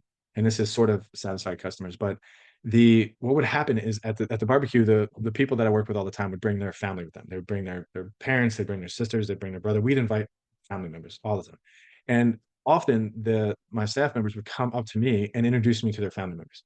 So one of the best ways as a leader that you could ingratiate the people that work for you, or at least be kind to them, is say something nice about them to their spouse while they're standing there, or say something nice about them to their father or to their mother. So think about it. They come in, they've never met me before. They're coming to a company picnic and they're like, whatever. And John brings his wife, Julia, up to me and says, "Hey, Claude, I know you're busy, but I just wanted to introduce you." I say, "John, of course I'm not busy." And I say, "Julia," I say, "Thank you so much for coming. It's so nice to meet you." And we get in a conversation. I just want to say thank you so much, Julia, for allowing your husband to come here and work every day. We enjoy his presence here. He's a great contributor to our team, and I don't know what I would do without John. And it's as simple as that. All you're doing is complimenting John in front of Julia, and John is like, "Oh my God." For the next 6 weeks, John is working harder than he's ever worked for you before because you complimented him in front of one of the most important people in his life, hopefully his wife. And that goes for your parents, all this kind of stuff too. So this is just a tactic that we can use to build relationships. And obviously it goes for customers too. I mean, if you have a really good customer that really loves working with you, bring them into the office, bring them in front of your boss and say, "Hey, boss, here's, customer A. And hey, customer A, here's my boss." And hopefully, customer A, you don't have to tell them to do it, but hopefully, customer A says, "Hey, I just wanted to let Brandon over here or Jessica over here, or uh, Keone over here. They're great at what they do, and you should be lucky to have them as a staff member. And I've really been enjoying working with them. Your boss is really really happy with you for the next 6 weeks." So that's a good one. Be courteous, pleasant, civil, and positive. Ask advice. That's it. That's an easy one.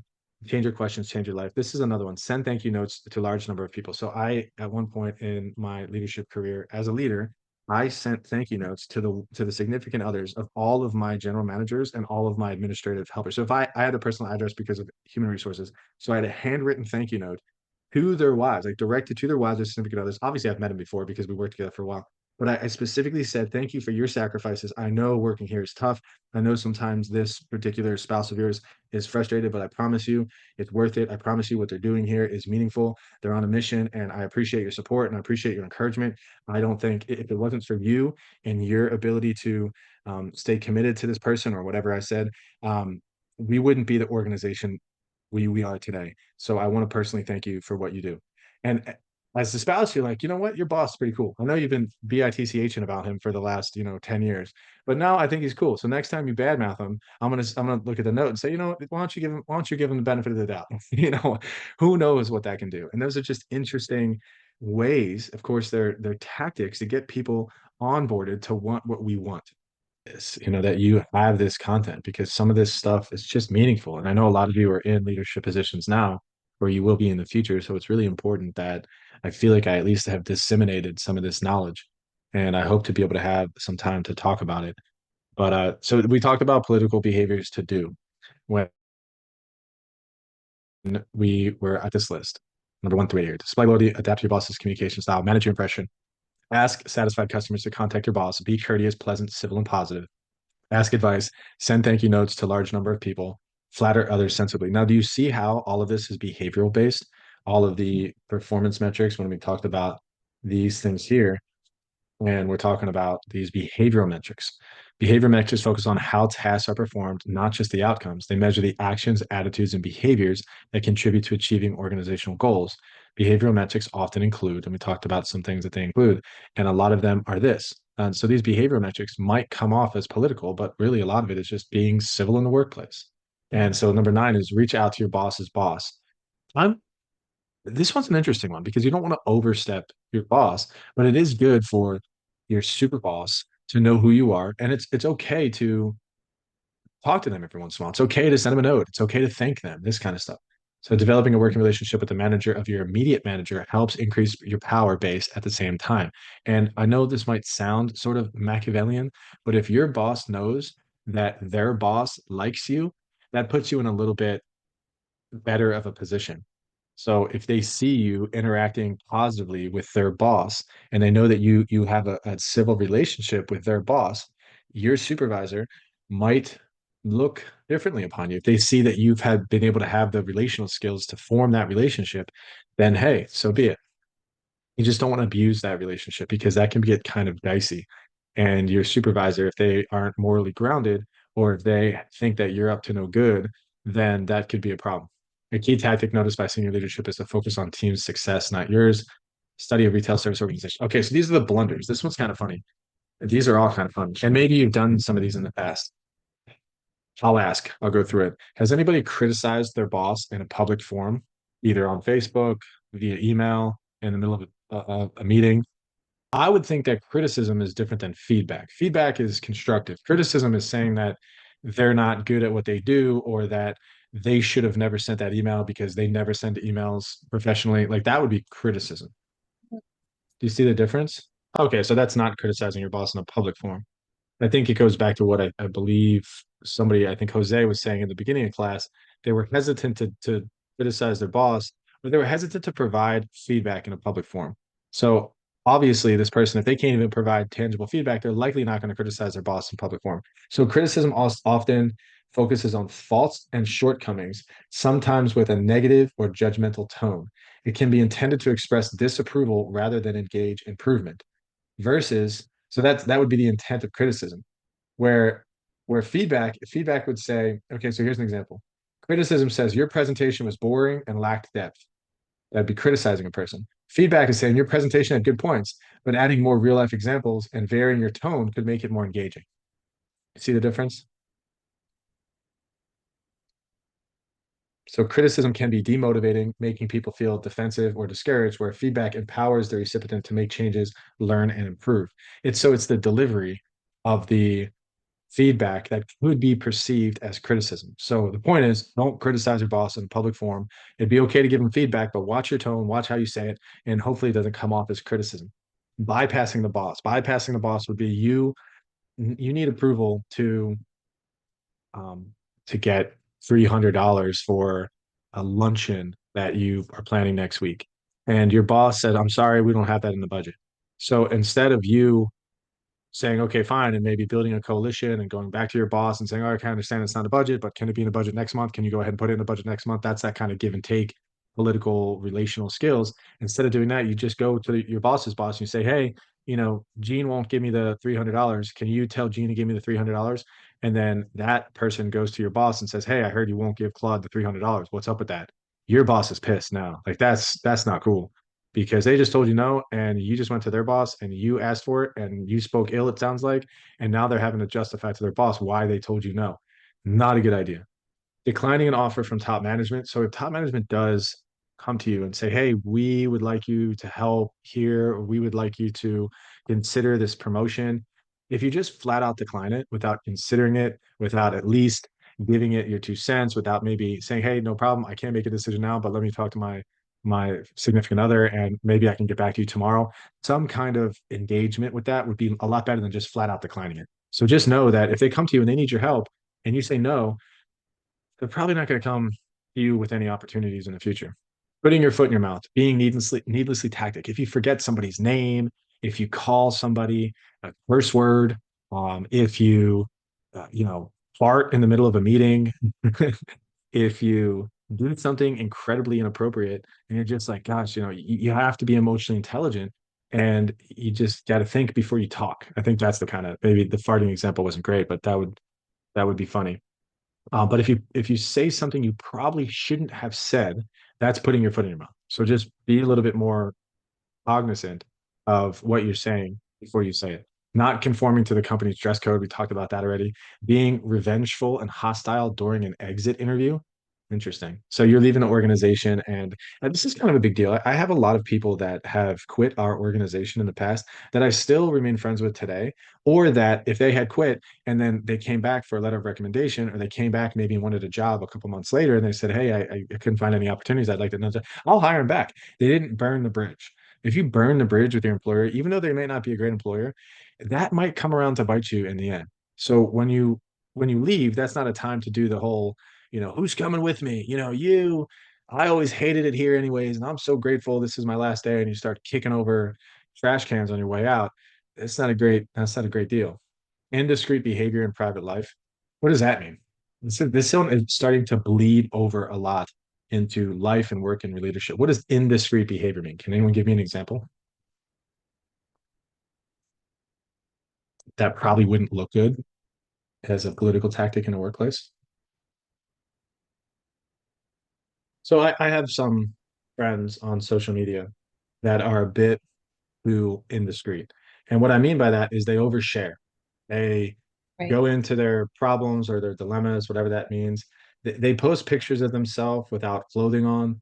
That is totally sexually provocative. That's completely unnecessary. I mean, yeah, whatever, do your thing, but don't put it on a public forum where everybody can see.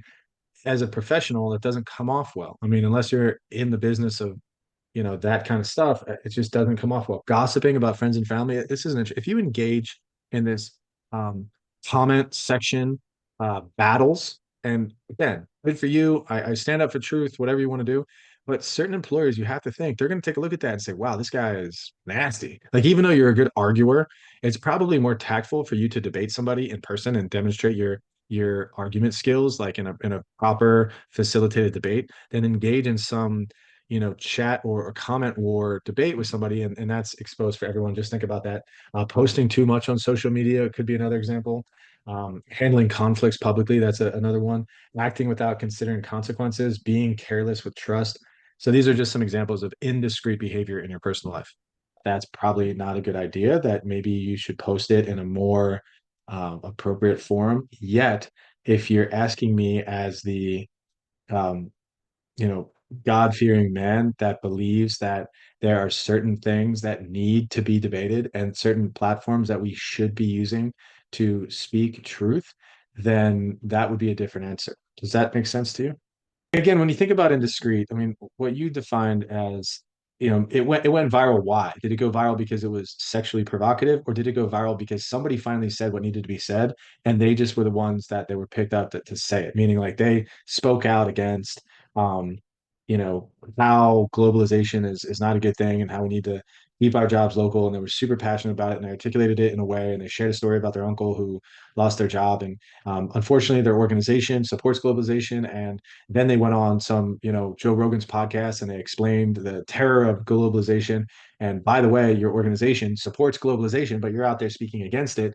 You know, I would say go ahead, like, speak against globalization, like, speak your mind, and who cares what your organization thinks, because clearly people want to know what you have to say. And if your organization fires you because of that, then Oh that's yeah. their problem. Conversation, we could probably talk about it more, because there's a lot to say about it, especially the fact that there's, free speech is I'm a big believer in it. And what social media allows us to do is to exercise those rights. But certain people unfortunately ruin that, in a sense where they use their privilege, not privilege, their right of free speech, and they do things that are completely culturally ridiculous. So it's a loaded conversation, and I have a lot to say on it. So, but it's a good question, and it's a good thought. I think here's the word of the year, at least a word that I've embodied in a lot of ways. It's using your discernment, and discernment is really the combination of knowledge and wisdom. And hey, here's what I know, and here's what the right thing is. But maybe it's not the right thing right now. Maybe I should pause on that until after the holidays, or maybe considering the fact that I'm sort of angry, and I just had 4 cups of coffee, and I'm right. Whatever I posted a video of myself talking about something I'm not okay with, or maybe I'm out at a party and there's a really cool DJ on stage, and I want to take a video and post it onto my Twitter feed right now. Maybe I should discern that this might not be a good idea. And so that kind of we're getting off topic a little bit with that whole indiscreet beat stuff. But anyways, it's a fascinating conversation. If so, this is again why I advocate for small businesses and medium-sized businesses, because at the end of the day, I could care less what my people were posting online, as long as it wasn't completely absurd. But if they had some opinion about, seahorses, and how seahorses were, needed to be extinguished from the earth because they had some whatever, and they were loud about it, and they were going to parades about these seahorses and how terrible they are, I don't care. I mean, as long as you show up the next day and do your job, that's fine. But if you work for a big company, and your big company is you're representing their brand, and you're out there on social media, and you're out there doing this kind of behavior, and you're out there being an advocate for certain things, and the company doesn't necessarily align with these kinds of things, and you're essentially representing them in some kind of fashion because everybody knows you work for that company, it just gets dicey. It gets dicey. Anyways, okay. So any power grabbing technique can be considered unethical if carried to the extreme. Unequivocally unethical political tactics include backstabbing. This means that somebody gave you information and you used it against them, or that you gossiped about somebody with somebody else, and that somebody else went and told the other person. That's backstabbing. You explained to your friend that you were going to apply for a promotion, and they said, "Oh, that would be great. You should apply for the promotion." Oh, by the way, I heard that, in your resume you should put this experience in there, and you put that experience in there, and that was the opposite of what they wanted for the promotion, and you found out that your friend actually got the promotion, and they told you to put something in there that was not helpful for you, and they did it on purpose. It's backstabbing. My wife has a few stories about some of the people that she worked with in foundations. She was raising money from very wealthy people, and there was a lot of jockeying and competition to try to get those people as their contact. They had these leads, this lead system, and there was a lot of this backstabbing behavior going on because it was such a competitive environment. Embrace or demolish. What does that mean? Embrace or demolish.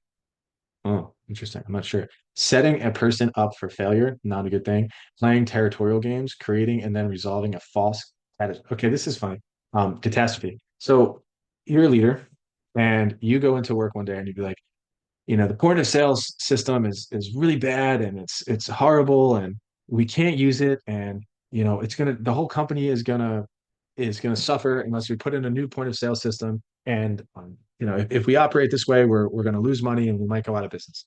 And you have this great idea where you're gonna put this new point of sale system in, and you go ahead, and so you're using fear tactics to tell everyone how bad things currently are. And then the moment you convince people that this is what I'm gonna do, you go ahead and implement it. And at the end of the day, yes, you made a change and it was helpful and all this kind of stuff, but it wasn't that big of a deal. Like, you created this, yeah, you created this false catastrophe. It really wasn't a catastrophe, but you made it into one. And then you were the savior because you came in and fixed it. Like, that is a problem. I mean, maybe you can see some of that stuff happening. So abusive power, not a good deal. Stealing credit for ideas, never a good idea. I think Keone expressed that a little bit, how his manager did that, and so did Disney. And you could see how that feeling you have in your stomach when you hear a story about somebody putting their hard work into an initiative and giving that hard work to somebody, and they get backstabbed. And oh, by the way, don't get credit for their idea. It's ruthless. I truly think, and this is again not the professor speaking. I wish I could take the professor hat off. Sometimes I wish we weren't recording this, but I think there's a special place in HE double hockey sticks for people who betray other people. I think it's a real nasty thing. Like, it's almost like you're intentionally acting like Maleficent from this movie. What's this Maleficent movie? Yeah, so you're like, what is this? What is this witch? Anyways, so Maleficent is nasty, malice behavior towards somebody intentionally. That's nasty.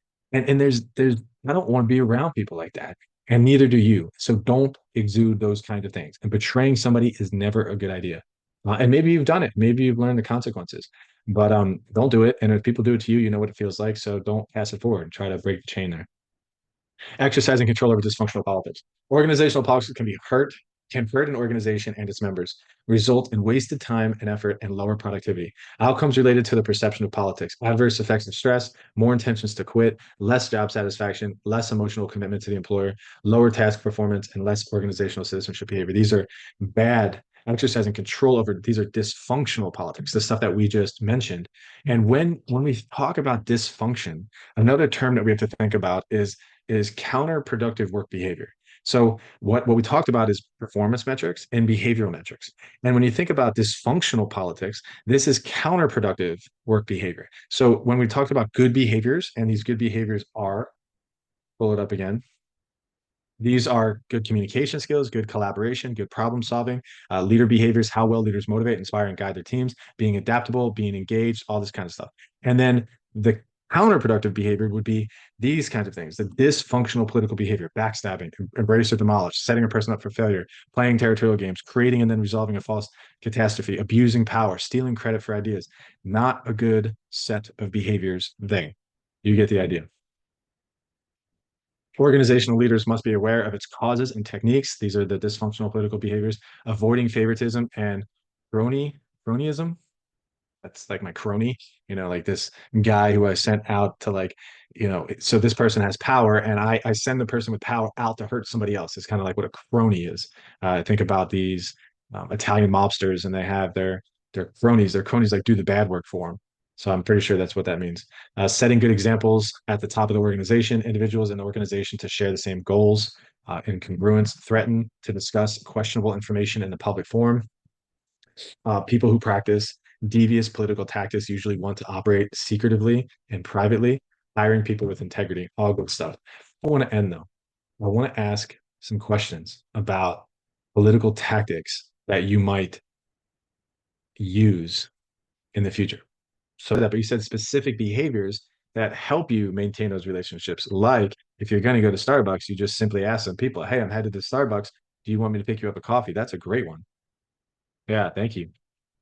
Okay, so let's bring that up just a notch, just for fun and games. Okay, so now what you're trying to do is you're trying to, the Starbucks thing, that's cool and all. But what you're really trying to do is you're trying to get your organization to build an extra lab because you're a chemist and you know that you need an advanced lab to do your job as a chemist. And the lab that we have right now is not good enough. Can anybody give me some tactics that you would deploy to try to get the organization to advocate for building this lab? A little bit more than coffee, huh? You share why. Tell me, tell me how you would do that. You'd share the why. Have a compelling vision, strategies aimed at gaining power. And so say you had this compelling vision of this chemistry lab. I think it's Ileana who's talking. When would it be an appropriate time to share that vision with the people that you work with? So I would say the break room might not be an appropriate time to share your vision, but in a meeting, or maybe you can request a one-on-one with your boss, or maybe even when you see your boss's boss, and let's just say that you did see your boss's boss in the break room and you don't get to see your boss's boss in the break room often. Yeah, maybe it'd be an appropriate time to say, pull them aside, say, "Hey, I got this vision for this chemistry lab. What do you think?"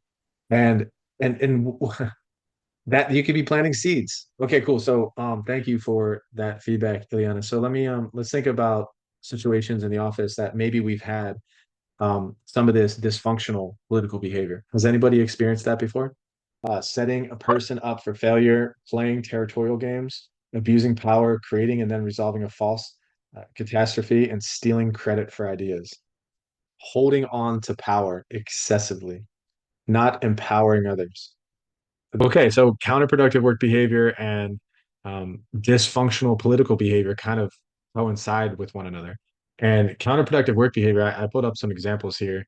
Again, we're talking about dysfunctional political behavior, but dysfunctional political behavior leads to counterproductive work behavior. It's a symptom. I'm sorry, counterproductive work behavior could be a symptom of dysfunctional political environment. And so certain things like would be withdrawal or work avoidance, abuse towards others, theft and fraud, sabotage or destructive behavior, substance abuse at work, misuse of technology, and cyber loafing. These kinds of things happen when you're in an environment that's dysfunctionally political. It's a bunch of people running around, trying to act like bosses, getting people to do things that they don't want to do. And because are in positions of power, they can get away with it. And this is not okay. And I guess this is where I get kind of adamant. And this is where I get sort of into my leader value system that it's if not you, then who? If you're in an environment where people are doing dysfunctional things, I would think in a discerning, wise way that this is a perfect place for you to be, a perfect place for you to be. Let me explain why. Because you're the type of person that's not going to allow a person to win that isn't a good leader continuously. Meaning you're one maybe the only person with the courage after taking this class, after realizing how important it is that we have good leadership, to step up and call them out on these kinds of things. This sabotage, exactly what Denise said. Not okay. We shouldn't be okay with these kinds of behaviors, but we have to discern when is the right time politically to step in, to talk to people. How can I form a coalition? How can I maybe document some of this stuff? And how can I build a case against either a subordinate, a coworker, or a leader that is completely acting dysfunctional or completely putting these dysfunctional political behaviors into the work environment? And that's what I'm called to do. I'm a leader. That's what leaders have to do. They have to step up and not allow these kinds of behaviors to exist. And that's really important. One of the examples that came to mind, and I guess we'll end on this, is when you have these types of people that I think Denise was sort of talking about it, that they're insecure, they are self-conscious, and but they're sort of smart. You know what I mean? They're good at politicking in a bad way. And what's going on is they're say like a B employee. So here you are, here's a B employee. Like, they're not great, and whatever that looks like. They're never gonna hire, they're never gonna want to be around. You're gonna be a threat to them because you're an A employee. What does a B employee want to do to an A employee? They want to move them down the ladder because they're afraid that people are going to see that you're better than them. And they don't like that because they're politically savvy and they've been there for 5 years and they don't want to lose their power. But unfortunately, they're a B employee. And you know what they're not going to do? They're never going to hire an A employee. They're only B employees only hire C employees. Why? Why would you want to bring in that theory in that case of mine I just put out there? Why would you want to bring a C? Why would you want to bring an A employee into your organization if you'd rather than be a C employee because you're self-conscious about who you are and what you're able to do? The difference between a B employee and an A employee, and we'll draw this again, this person. So if you're an A employee, you got a B employee and you got a C employee. An A employee only cares about one thing. An A employee uses politics to turn a B employee into an A employee. An A employee uses politics to turn a C employee into an A employee. And an A employee is only interested in hiring people that are A plus employees or have the potential to be A plus employees. A leaders are the leaders you want. You don't want B leaders. B leaders are scary. And just remember, this is the example that I'm trying to talk about because obviously being a B doesn't equate to like a grade of being a B. It's just for the sake of the example. Be an A employee. Take your C employees and your B employees, bring them up to A employees. Have them be with you in the fight. Have them be as competent, as good as, and as connected as you are. That's your duty as a leader to serve them well so that they grow in skills and competence and they grow in effectiveness of the organization. And always, always, always try to hire people who are already A plus employees or have the potential to be A plus employees. That's what good leaders do. And bad leaders don't do that because they're trying to hold on to their power and they use this dysfunctional politics and they know how to do all the stuff we talked about in this class in a malicious way. And that's no good. So good. I'm happy we can end with a little bit of passion there that I clearly have about what it means to be a leader in the workplace and how we can use politics in a good way and how politics can be somewhat dysfunctional.